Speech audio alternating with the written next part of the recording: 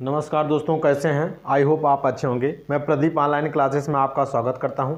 आज हम लोग इस वीडियो में पढ़ने वाले हैं कि किसी भी यौगिक का अणुभार जो है कैसे ज्ञात करते हैं। तो चलिए आज हम लोग शुरू करते हैं कि इस वीडियो में कि मतलब कोई भी यौगिक है और उसका अणुभार है जो हम उसको कितनी आसानी तरीके से ज्ञात कर लेंगे। तो आइए आप लोग देखते हैं इस वीडियो में कि किसी भी यौगिक का अणुभार हम कैसे ज्ञात करें। तो दोस्तों चलिए देखिए, अणुभार निकालने से पहले मैं कुछ एलिमेंट जो है, कुछ प्रमुख तत्वों का परमाणु भार आपको यहाँ पे लिख दे रहा हूँ, क्योंकि इन्हीं का यूज होगा दोस्तों। तो मैं कुछ तत्वों का जो है परमाणु भार यहाँ पे लिख दे रहा हूँ, उसके बाद हम लोग यौगिक का अणुभार जो है इस वीडियो में ज्ञात करना सीखेंगे। तो देखिए आपका जो है यहाँ पे मैं कुछ तत्वों का जो है परमाणु जो है प्रतीक लिख रहा हूं और उसका परमाणु भार लिख दे रहा हूं। तो आपको याद होना चाहिए दोस्तों। देखिए जैसे यहाँ पे हाइड्रोजन है। हाइड्रोजन जो होता है इसका जो एक तत्व का नाम मान लीजिए, यहाँ पे मैंने लिख दिया तत्व का नाम और यहाँ पे आपको याद होना चाहिए तत्व का परमाणु भार कितना होगा, तभी आप ज्ञात कर पाएंगे दोस्तों परमाणु भार। तो मैं यहाँ पे लिख दिया तत्व का नाम और जो तत्व रहेगा उसका परमाणु भार कितना होता है ये आपको पता होना चाहिए। तो देखिए दोस्तों, हाइड्रोजन जो होता है इसका प्रतीक H होता है और इसका परमाणु भार दोस्तों 1 होता है। इसका परमाणु भार आपको याद होना चाहिए। हाइड्रोजन जो होता है इसका परमाणु भार 1 होता है। उसके बाद मैं हर तत्व का नहीं लिखूंगा, जो इंपॉर्टेंट तत्व हैं जिनका यूज होता है जो है उन्हीं को लिखूंगा दोस्तों इस वीडियो में। तो यहाँ पे मान लीजिए मैं लिख दिया यहाँ पे लिथियम जो होता है दोस्तों, यहाँ पे इसका परमाणु क्रमांक 1 होता है, परमाणु भार 1 होता है। ये नीचे वाला परमाणु क्रमांक बोला जाता है, ऊपर वाले को दोस्तों परमाणु भार बोला जाता है। तो हमको परमाणु भार ऊपर वाला यहाँ पे लिखना है। लिथियम का 3 होता है दोस्तों और इसका यहाँ पे जो है परमाणु भार 7 होता है, ये भी याद रखिएगा। बेरिलियम का लिख लीजिए 4 होता है और यहाँ पे 9, तो परमाणु भार 9 दोस्तों। लगभग जो परमाणु भार होता है परमाणु क्रमांक का 2 गुना होता है, तो ये भी याद रखेगा। तो 4 4 दूनी 8 पॉइंट में होता है, तो लगभग 9 के करीब होता है, तो इसको हम 9 मान लेते हैं दोस्तों। तो याद रखेगा। अब देखिए कार्बन का इंपॉर्टेंट दोस्तों 6 पे आता है और इसका परमाणु भार 12 होता है। तो ये याद रखिएगा आप, कार्बन का परमाणु भार कितना दोस्तों होता है 12। ये भी याद रखिएगा, जो कार्बन होता है उसका परमाणु भार 12 होता है। तो और देखिए यहाँ पे लिख दे रहा हूँ, वहाँ पे 7 दिखाई नहीं दे रहा होगा यहाँ पे। और देखिए नाइट्रोजन का याद रखिएगा, नाइट्रोजन का जो होता है प्रतीक N होती है, 7 पे आता है दोस्तों, ये 7 पे आता है और इसका यहाँ पे परमाणु भार 14 होगा। तो याद रखिएगा नाइट्रोजन का परमाणु भार दोस्तों 14 होता है। ऑक्सीजन का भी याद रखेगा, प्रतीक 8 होती है, इसका परमाणु भार 16 होता है। तो ये भी याद रखिएगा। तो ऑक्सीजन का दोस्तों परमाणु क्रमांक जो है आपका जो है परमाणु क्रमांक 8, परमाणु भार 16। सोडियम का, और अब अगला देखिए सोडियम का याद रखिएगा, इसका भी यूज होगा। तो 11 यहाँ पे 23, तो सोडियम का दोस्तों परमाणु भार कितना होता है, सोडियम का 23 होता है, ये भी याद रखिएगा। मैग्नीशियम 12 पे आता है, तो इसका 24, ये याद रखेगा, 24 लीजिएगा। एल्यूमिनियम का दोस्तों Al आता है, 13 पे आता है और इसका परमाणु भार 27 होता है, ये भी आपको याद रखना है। फास्फोरस 15 पे आता है और इसका परमाणु भार 31 होता है, तो ये भी आपको याद रखना है। फास्फोरस 15 पे आता है दोस्तों और इसका परमाणु भार 31 होता है। अगला आपका सल्फर जो दोस्तों होता है 16 पे आता है, ये आपको याद रखना है, 32 इसका परमाणु भार होता है, 32। पोटेशियम का निकालना हो तो 19 और यहाँ पे 39, तो इसका पोटेशियम का 39 होता है। और एक और दोस्तों यहाँ पे लिख रहा हूँ कैल्शियम का 20 होता है परमाणु क्रमांक और परमाणु भार 40 होता है। तो इतना ही आपको बस याद करना है। आप किसी भी यौगिक का इतने से जो है आप अणुभार निकाल लेंगे दोस्तों। तो एक बार फिर देख लीजिए, हाइड्रोजन का परमाणु भार कितना होता है भाई, हाइड्रोजन का परमाणु भार 1 होता है, लिथियम का 7 होता है, बेरिलियम का 9 होता है, कार्बन का 12 होता है। और आगे देखिए यहाँ पे लिख दिया नाइट्रोजन जो होता है आपका, नाइट्रोजन का 14 होता है, ऑक्सीजन का 16 होता है और सोडियम का 23 होता है, मैग्नीशियम का 24 होता है, एल्युमिनियम का 27 होता है, फास्फोरस का 31 होता है, सल्फर का 32 होता है, याद रखेगा। और पोटेशियम का 39 होता है दोस्तों। और आपका कैल्शियम जो है कैल्शियम का 40 होता है, इसको आप याद रखेंगे। तो आई होप आप लोग इसको जो है देख लिए होंगे। और इसको आपको याद करना ही है, किसी भी हाल में आपको याद करना है इसका। और इसमें कुछ करना नहीं, देखिए कार्बन का 6 है तो इसका दुगुना कर देंगे तो 12 हो जाएगा। और यहाँ पे बेरिलियम का 4 है, 4 दूनी 8 करेंगे, पॉइंट में होता है लगभग 9 के करीब, तो इसको 9 मान लिया जाता है।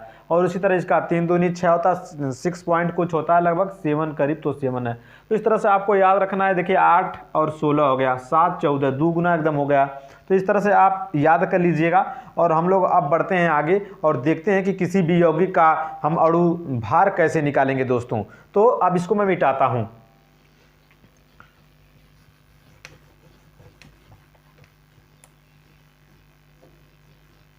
चलिए शुरू करते हैं दोस्तों।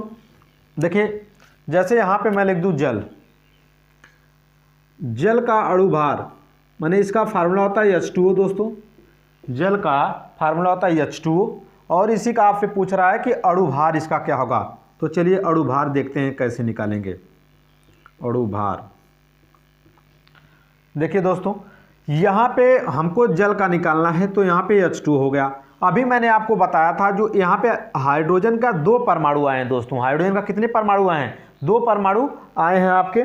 तो अभी मैंने बताया था जो हाइड्रोजन होता है इसका परमाणु क्रमांक 1 होता है, परमाणु भार भी 1 होता है।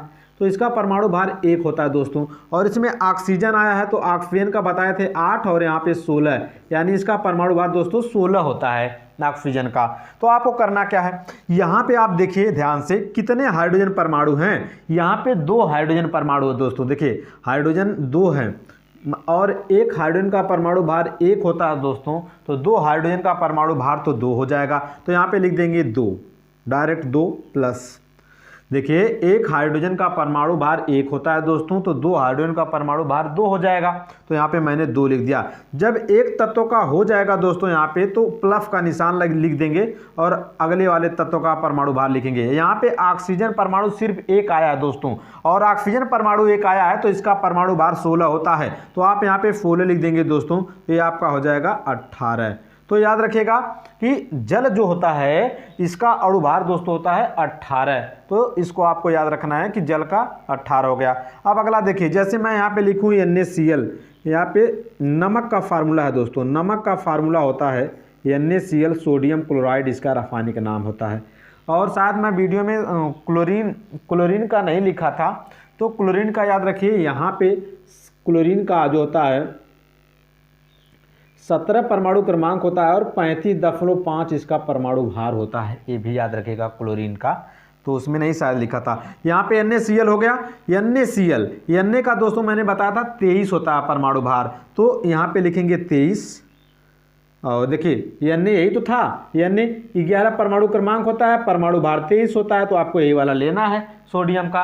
तो यहाँ पे हमने लिख दिया सोडियम का 23 प्लस एक Cl आया है, तो एक Cl का 35.5। तो देखिए दोस्तों 35.5 में 23 आप जोड़ दीजिए तो आपको मिल जाएगा 58.5 आ जाएगा इसका अणु भार। तो जल का अणु भार दोस्तों हो गया 58.5 इस तरह। और आगे और देखते हैं, जैसे मान लीजिए यूरिया का निकालना हो आपको, यूरिया का अणु भार निकालना हो। यूरिया का अब इसका फार्मूला होता है दोस्तों NH2CO NH2। चलिए इसको मैं मिटा देता हूँ, ये सब जो लिखा हूँ। यूरिया का निकालना हो आपको, यहाँ पे लिखूंगा यूरिया का। देखिए यूरिया का होता है फार्मूला NH2CO NH2।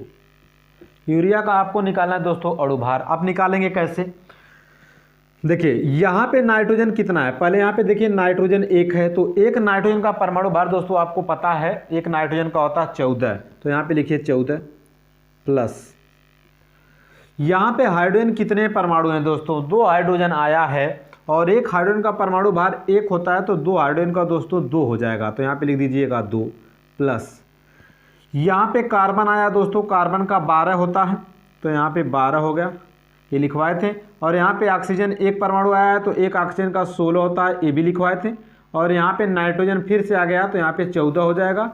और दोस्तों यहाँ पे हाइड्रोजन 2 परमाणु हैं, हाइड्रोजन कितने परमाणु 2 हैं, तो एक हाइड्रोजन का परमाणु भार 1 होता है तो 2 हाइड्रोजन का 2 हो जाएगा।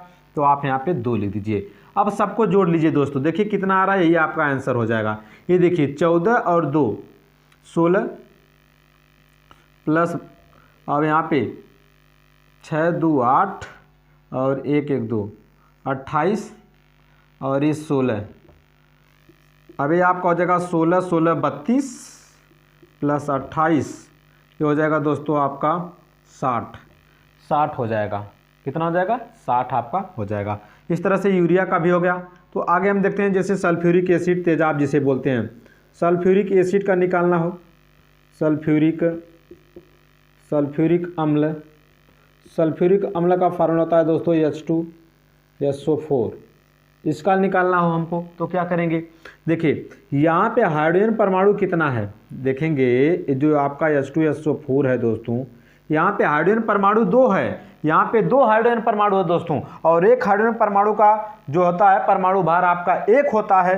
क्योंकि यहाँ पे 2 हाइड्रोजन परमाणु हैं तो यहाँ पे लिख देंगे 2 प्लस सल्फर है, एक ही सल्फर परमाणु है दोस्तों, और एक सल्फर का होता है 32, तो यहाँ पे लिख दीजिए 32 प्लस ऑक्सीजन। अब यहाँ पे देखिए दोस्तों, ऑक्सीजन 4 परमाणु है। ऑक्सीजन का कितने परमाणु भाई? 4 परमाणु है दोस्तों यहाँ पे, और एक ऑक्सीजन का 16 होता है, तो 4 ऑक्सीजन का 16 चौको 64 हो जाएगा दोस्तों, यहाँ पे 64 हो जाएगा। अब इसको अगर आप जोड़ देंगे तो 4 2 6 6 2 8 तो 6 3 9 98 हो जाएगा। तो याद रखिएगा सल्फ्यूरिक एसिड जो होता है इसका अणुभार 98 होता है। तो चलिए कुछ और यौगिक का लिखते हैं, जैसे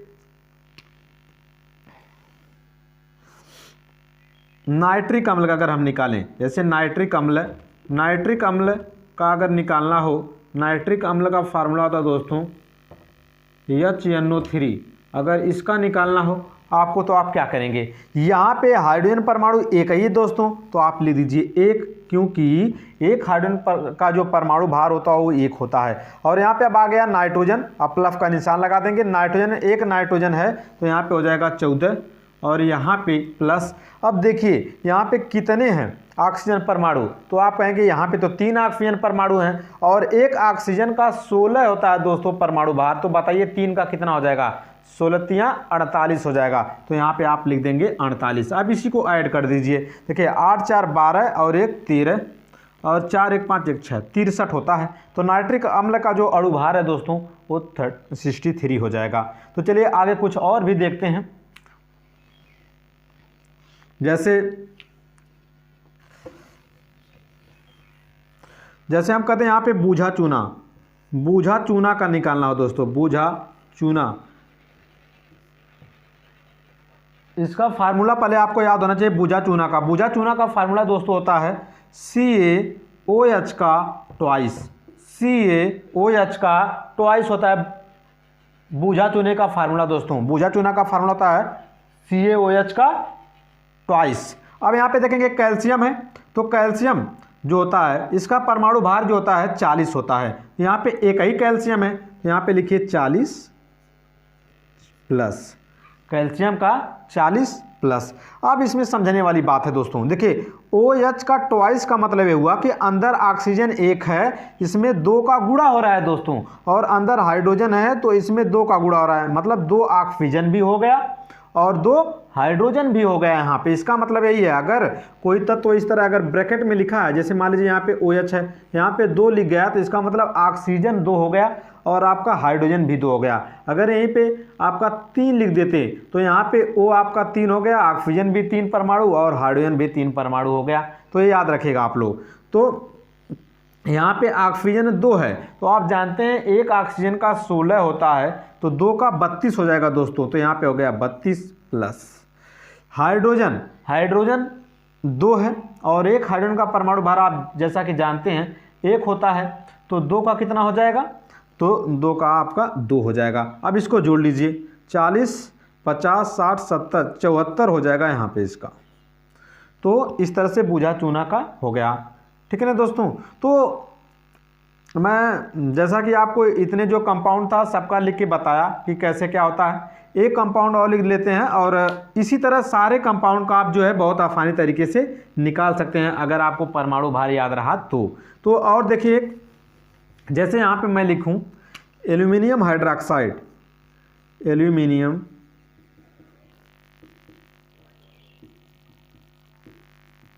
हाइड्रोक्साइड, इसका फार्मूला होता है AlOH का थ्राइस दोस्तों। अब देखिए एल्युमिनियम आ गया, एल्युमिनियम का होता है 27, एक ही एल्युमिनियम है तो यहाँ पे 27 लिखिए प्लस, कितना ऑक्सीजन हो गया यहाँ पे, एक ऑक्सीजन अंदर था, 3 का यहाँ पे गुणा हो रहा है तो 3 ऑक्सीजन, और एक ऑक्सीजन का आप जानते हैं कि एक ऑक्सीजन का जो परमाणु भार दोस्तों 16 होता है, और 3 का हो जाएगा 16 तियां 48, तो यहाँ पे 48 लिख दीजिए प्लस, यहाँ पे देखिए कितने हाइड्रोजन हो गए हैं, एक अंदर तो था लेकिन बाहर 3 लगा हुआ है तो 3 हाइड्रोजन हो जाएगा, और आप जानते हैं कि एक हाइड्रोजन का दोस्तों परमाणु भार 1 होता है तो 3 का 3 हो जाएगा। अब इसको जोड़ लीजिए आप, 27 और 3 जोड़ देंगे तो आपका 30 हो जाएगा, और 30 में 48 जोड़ दीजिए तो आपका 78 हो जाएगा दोस्तों। तो एल्युमिनियम हाइड्रोक्साइड का जो आपका अणुभार होता है वो 78 होता है। और देखिए एक और, जैसे यहाँ पे लिख दें सोडियम हाइड्रोक्साइड, सोडियम हाइड्रोक्साइड का फॉर्मूला होता है NaOH, और यहाँ पे Na का मतलब होगा आपका 23 प्लस, एक ऑक्सीजन है तो एक ऑक्सीजन का दोस्तों 16 होता है, प्लस एक हाइड्रोजन है तो 1 होता है, और इसको जोड़ लीजिए तो 6 1 7, यहाँ पे 0, देखिए 6 1 7 और 3 10, और ये 2 1 3 40 हो जाएगा दोस्तों। तो यहाँ पे सोडियम हाइड्रोक्साइड का 40 हो जाएगा, ठीक है ना। तो उम्मीद करता हूँ कि आपको जो है समझ में आया होगा, ठीक है ना। अगर आपको समझ में आया होगा तो आप जो है इस चैनल को जो है ज़रूर से ज़रूर सब्सक्राइब कर दीजिएगा और लाइक कर दीजिएगा। तब तक के लिए जय हिंद, जय भारत।